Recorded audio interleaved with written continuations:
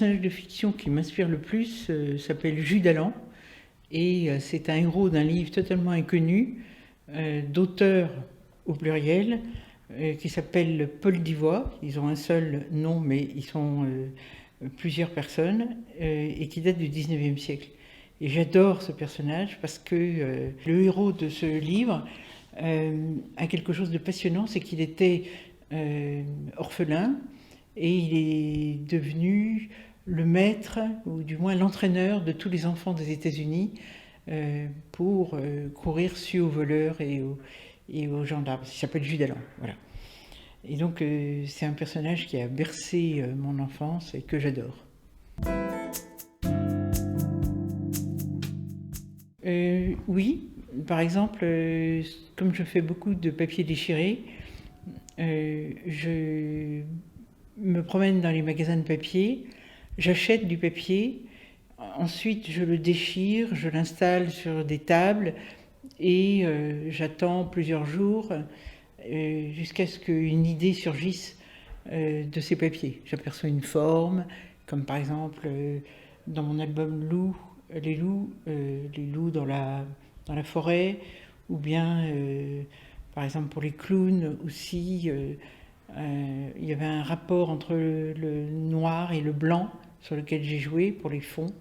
Donc, et c'est de là que va naître à la fois de là et à la fois de sensations, d'état d'âme, de souvenirs ou de ma culture.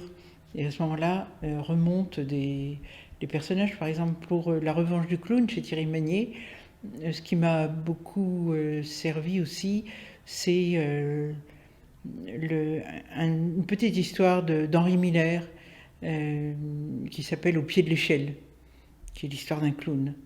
Donc je me suis inspirée, pas de l'histoire, mais plutôt de l'atmosphère qu'il y avait dans ce petit texte. Je ne sais pas si vous le connaissez. Ce sera Le Lion de Joseph Kessel, parce que c'est un livre que mon parrain voulait m'offrir un livre. Il m'emmène dans une librairie avec plein de livres pour enfants, des livres divers, et je suis tombée sur les illustrations de ce livre et qui étaient tellement magnifiques, des aquarelles. Dans une histoire, je vais m'intéresser plus aux formes, aux couleurs et au déroulé de la mise en page qu'aux personnages. Donc un des livres à voir, qui a en même temps un petit DVD que je préfère, c'est Hackey. Mais ce n'est pas le seul. Il y en a un autre que j'aime beaucoup qui s'appelle Nu. Bon, lui n'a eu aucun succès.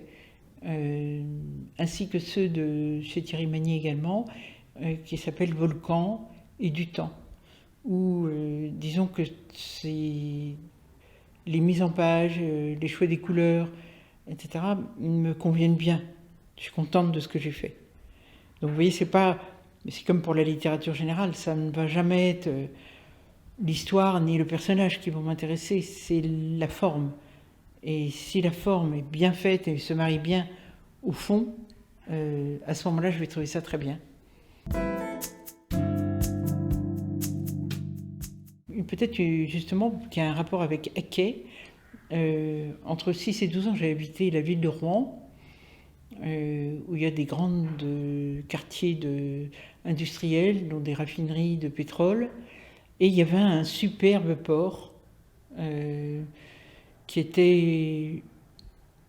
été détruit depuis, qui était un superbe port avec... il était très noir, il y avait beaucoup de charbon, d'essence, de pétrole, des cargos immenses, des marins venus de tous les pays avec leur allure habituelle de marin, etc.